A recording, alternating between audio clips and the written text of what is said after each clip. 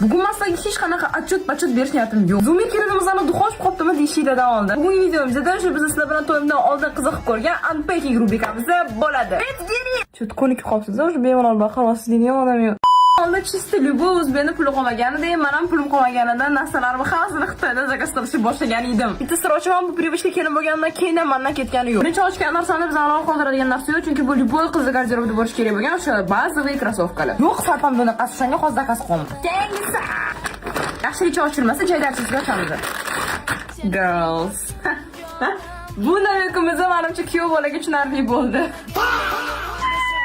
Шляпочкалari ham bor ekan, ko'sti emas. Ya готова. Faqat keling muzonchika finansiy tayyor bo'lsa bo'ldi. Hop, keyingisi.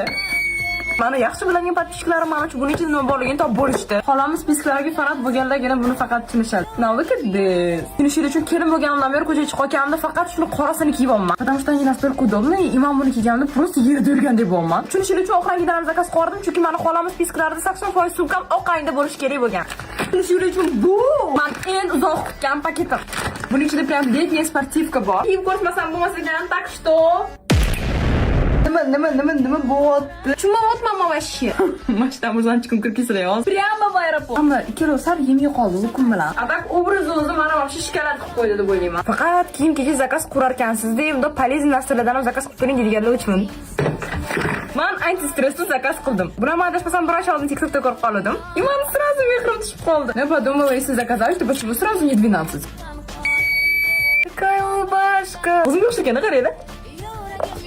Buni san uchun nima foydasi bor? Ras 12 ta zakaz qilsam desanglar. Agarlar bu men uchun emas, bu mening muzonchikim uchun. Nivrada shopping qiladigan xotinni boqish o'zi ekan. Bularning o'zi hammasini men chista Taobao'dan zakaz qildim.